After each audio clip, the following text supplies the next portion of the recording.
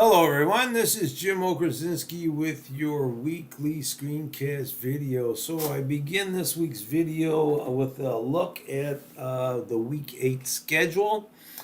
I have opened up the course module and posted weeks 8 and 9 here, the schedule, which will take us all the way up to spring break. So this week we're working on chapter 3 in the textbook. Your discussion board for the week is all about the note taker's triad, and I'll get to that in a minute.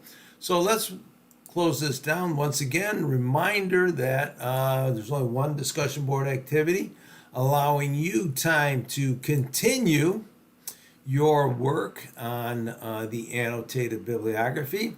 So once again, I have the readings, resources, and activities page here with all of the links to videos and resources that you need to be successful in the annotated and beyond.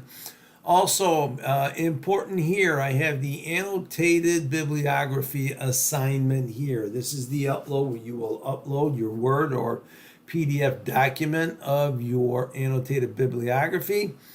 I've also have the instructions here, and I carried over the link to the instructional video of mine on the annotated bibliography. So I want to be clear on that particular addition to the instructions in the upload there. So this is where you will submit that annotated bibliography. I also moved over the page here on what is an annotation with that video. So you might want to, so it'll be a little bit easier for you to pull this together during weeks 8 and 9. Now, onto the discussion board for the week. It's the triad, I call it, in chapter 3. It's where Ballinger in the textbook really considers writing in the middle and having conversations with sources one of the most critical components in the research and writing process. So I advise you to read the chapter, at least, flip through it, skim some of the sections all around. But really, I need you to focus on two sections here. I have your voice and theirs, using sources responsibly, and also the triad. So here, Ballinger discusses how to go about citing sources, is basically what we do, about how to use attribution tags to name your speakers. Later on, we'll get into the principles of citation, and that'll demonstrate how to go about naming the speaker and putting tags on who's the speaker, whose information are you using, whether it's a paraphrase, summary, or quotation. The understanding here of quotation marks and how they clearly signal what is being borrowed from the words of others, and also in-text citation. How do we make those references to avoid plagiarism? So from that particular section of the textbook, you can read through. Interesting conversation here about a taxonomy of copying, about how much we do mimic the words of others and take those. And actually what plagiarism is and why it matters is an interesting conversation to have here in the way is plagiarism. All right.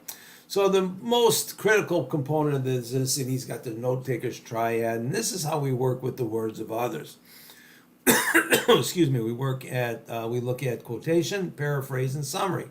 So we can take the word for word quotation, exact as the speaker describes their thoughts, and you put quotation marks around it, and then you remember to attribute or name your speaker for in-text citation.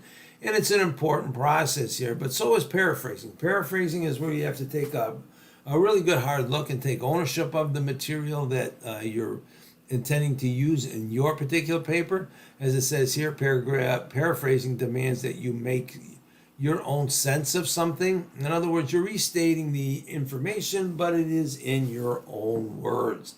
And I think that's important. But remember, you are still using the intellectual property of others, so you must cite a paraphrase. Same thing with summary, is where you take larger chunks of information and you basically boil it down to a smaller, more digestible bit of information. So you want to take a look at summary. Once again, intellectual property. However, you do have to summarize that. And then he talks about quoting, right? And how to bring the voices of others in there and really how to use quotes, because you're only allowed to really use 10 or 20% of quoted material. So it isn't that, can't be all of your particular drafts as we move forward. Quote selectively, provide context, and follow up. And we'll get into this a little bit later when we especially start taking a harder look at the quote hamburger. So you want to take a look at this section for the discussion board post. And then we'll move on to other aspects of chapter 3 for next week with the double entry journal, and we'll talk about that. All right, so that's what we have for this week's screencast video. If you have any questions or issues, or if you would like to send me a document to take a look at your annotated bibliography to see if you're on the right path, you can do so. Just give me a heads up and attach that to an email. Like I said, if you have any questions or issues, contact me. Good luck.